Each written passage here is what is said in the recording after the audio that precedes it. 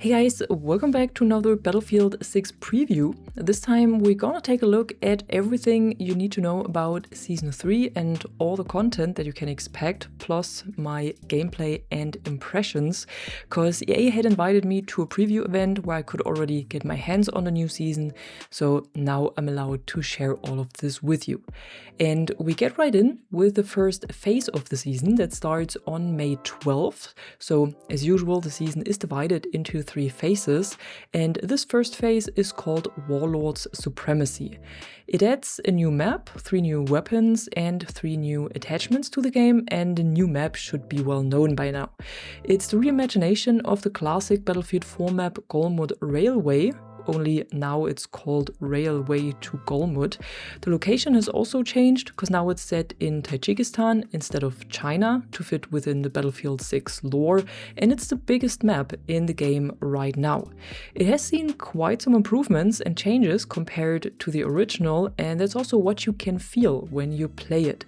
The airspace is a lot bigger, and as a pilot you have so much more space to maneuver, especially when you're flying in a jet.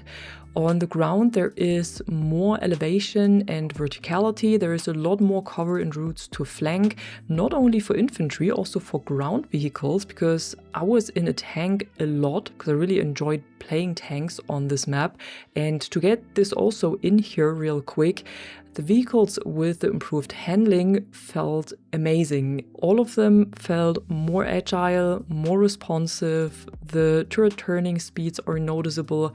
The new healing mechanic is a game changer in my opinion, and it makes tanks last a lot longer if you know how to use them. But then again, as an engineer, I still hadn't had any problems to get them down if you know how to position yourself as an engineer. So with the right positioning, tanks are still easy targets, but it does feel a lot more balanced now, and there is a lot more consistency when you hit a tank and when you attack a tank from the side or from the rear compared to how it was before. My only gripe with these new mechanics or with these changes to the ground vehicles is that it feels like engineers and the repair tool is not as much needed anymore as it was before. So as a tank driver, you don't rely as much on engineers anymore, and I felt like the vehicle repair stations were basically completely useless. I was actually wondering after a while if they're still existing, but then I found one, so they are still on the map, but I never really used it because whenever I needed a repair, I either just took a step back and waited for the self-repair to kick in, which was actually quite fast and also repaired really fast, or I just waited for an engineer because there was always someone around me and they helped me out as well, and the repair from the engineer was quite fast as well. So if there is a gripe with this, then it's that the repair stations are probably completely useless now and that you don't need as much help from engineers anymore as you did before. However, going back to the map, the objective areas and points of interests are also more structured than was before. The design is a lot better in general, and I gotta say, at least in the preview, this was one of the few maps I really had fun playing. I played 4 matches in Conquest on this map and I enjoyed all 4 matches, as infantry as well as in a ground vehicle and also in an aircraft. I did like the map in Battlefield 4 as well, so maybe I'm a little bit biased, but still this is a completely different level now. The improvements ironed out almost all of the weak points that the map had before, which also includes the way that the train is moving, because this is still an objective, but in Battlefield 4 the train always moved into the direction of the team that captured it, and now it's moving towards the enemy HQ, and that leads to a lot more back and forth on that train and on the objective, and a lot more players fighting over it instead of accepting that it's gone and ignoring it. And for me personally, this is one of the best maps that we have in Battlefield 6 so far, even though I gotta admit that in Escalation I didn't enjoy it as much as in Conquest. Conquest gave me that true Battlefield all-out warfare sandbox feeling that I know from former Battlefield games and that I missed so far, not on all of the maps, but on a lot of the maps in Battlefield 6. But enough about the map now, let's talk about the new weapons. Here we have the M16A4, the new assault rifle. This one should be pretty well known from former Battlefield games, and it is truly a beast in Battlefield 6. I would even say it's a bit overpowered. It's a burst fire weapon that comes with an attachment that lets you use it in fully automatic fire. However, I always prefer to use it in burst fire, and it has an incredible performance in close to mid-range combat, especially when you have to deal with several enemies. It's without a doubt one of the strongest weapons of the season. It's easy to handle and it's a lot of fun to play. It's just not so much fun when you have it against you. So I could imagine that later in the season or maybe in future seasons we will see a smaller nerf to this. Then we have the RPK-74M, the new LMG, which can be pretty effective at suppressive fire on long range when you equip it with a large 95 round drum mag. It's a good decent rifle that is also not too hard to handle due to its low recoil. It has a higher rate of fire compared to the already existing RPKM, but it also has a lower damage output. But because of its easier handling, it can potentially outperform the RPKM on longer ranges. And lastly, we have the L115 Sniper. This is a hard-hitting bolt-action rifle with a sweet spot between 120 and 175 meters, and this one is made for very long-range combat. So it's not a rifle that fits my playstyle 100% because I prefer to be more on mid-range with a sniper rifle, but it definitely is a nice addition to the sniper category and surely a good alternative for everyone who's normally using the PSR. As usual, all of the new weapons will be available in the Battle Pass and you can unlock it as one of the free tiers. Moving on, we have 3 new attachments. The first one is the aftermarket buffer that is available for almost all weapons and reduces the visual impact of the recoil when firing. So, for example, visual recoil in general or the visual flinch and also other effects that are purely visual when you are firing the weapon. Then there is a burst mode attachment that can mainly be found on SMGs, especially the ones that are already pretty good, like the SG553 or the PW5. And this one, like the name suggests, allows you to fire the weapon in either 2 or 3 round bursts. And because of that, it also slightly reduces the weapon's recoil and makes them more efficient and easier to handle on longer ranges. And lastly, we have the speed holster, and this one is only available on the sidearms and allows you to draw your secondary weapon faster. And what's also coming to Battlefield 6 with the first content drop of Season 3 is a ranked mode, but only in Battle Royale for now. In this mode, players can earn ranked points by doing kills and assists and through their final placement in a round, and then rank up from Rookie to Master or even to an Elite rank that is only for the top 250 players per platform. Additionally, ranked players can unlock exclusive rewards per season, including player cards, XP boosters, player titles, and cosmetics, like this weapon skin here, for example. Every season will also have its own ranked emblems, and Battlefield Studios will evolve rank over time with the goal of expanding it to the multiplayer as well. Then on June 9th, we're heading into phase 2 of the season, and this one is called Blast Point.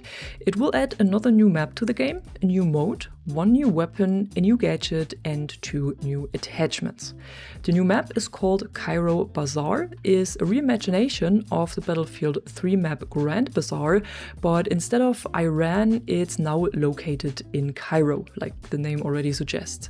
It is still a tight, close quarters combat map, just like it used to be, and features a similar mix of alleyways and shops that we can already find on the Siege of Cairo map.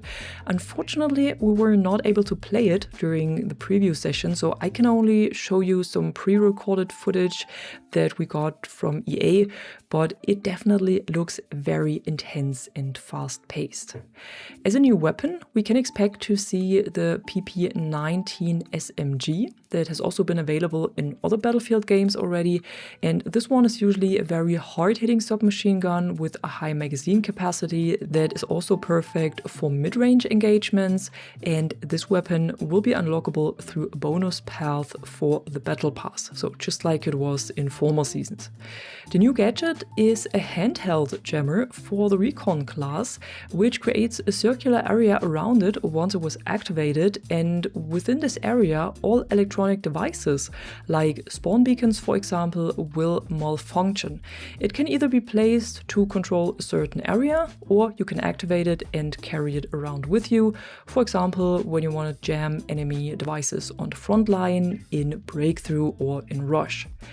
The new attachments we can expect to see in this phase are the double-aught buckshot and the cryogenic barrel. The buckshot is a new ammunition type for the shotguns with a slightly larger pellet size and spray pattern compared to the already existing ones, which means that it sits somewhere between the normal buckshot and the slug ammunition and gives you more range and less spread than the normal buckshot. And then the cryogenic barrel is a gun barrel that underwent a cryogenic treatment process in order to enhance its durability, which means in Battlefield 6 it increases your weapon's accuracy. But because it's more lightweight compared to the heavy barrel due to its treatment, it still gives you a fast ADS time. And lastly, for this phase, we have a new game mode that is called Obliteration, and this is a classic 64-player mode originally coming from Battlefield 4. This is kind of a mix of Rush and Capture the Flag. So in Obliteration, two teams are fighting for one bomb that spawns at a random location on the map, and once it is obtained, the team that got it has to bring it to the enemy's MCOM and guard it until it blows up. The first team that manages to blow up 3 enemy MCOMs wins the match. The mode will also get a smaller, more tactical variation in Phase 3 of the season, so that's what we're gonna have a look at now. Phase 3 starts on June 30th, is called High Value Target, and will add the mode Tactical Obliteration, a new melee weapon, 2 more attachments, and a new event to the game. The new mode, Tactical Obliteration, is a smaller 8v8 version of Obliteration and is more focused on coordinated squad play and strategic combat. But aside from that, the rules of the mode are still the same. The new melee weapon is an EOD bot arm that can be unlocked through the Battle Pass bonus path of this phase as usual, and the 2 new attachments are a new compensator and subsonic ammunition. The compensator is similar to the flash compensator that we got in Season 2, but without the flash hiding feature, so it probably comes at a lower cost of points. And the subsonic ammunition allows you to reduce spotting visibility when firing and also audible cues. If it will have any additional effect when used in combination with a suppressor like it was in Battlefield 2042 remains to be seen. We don't have any details about this yet. Additionally, we will see a new event with this phase that is called Wet Work, and this will introduce a new feature, because during matches you will be able to obtain contracts from enemies that you have eliminated, and by completing these contracts you will earn tokens that allow you to progress in the bonus path of the Battle Pass and unlock additional event rewards such as emblems, cosmetic items, or the melee weapon that I mentioned before. The contracts have a range of objectives you can complete, for example, eliminating a specific player, destroying a certain vehicle, or dealing a set amount of damage. So a bit of a different approach to former seasons. And lastly, what we can also expect to see in Phase 3 is Casual Battle Royale. So this is similar to Battle Royale Initiation, but you can play it with a full squad. So it's a normal Battle Royale quads, but mixed with bots. So something for a more chill game or to learn the mode. And as always, in every season, we will also see a new battle pass and new cosmetic items in the store. However, during the preview event, we didn't have access to the battle pass itself and also not to the soldier cosmetics in general. So unfortunately, I cannot show you any of those, but I found some weapon packs that are not in the game so far. So I'm guessing that these are coming to Battlefield 6 in Season 3, either as part of the battle pass or in the store.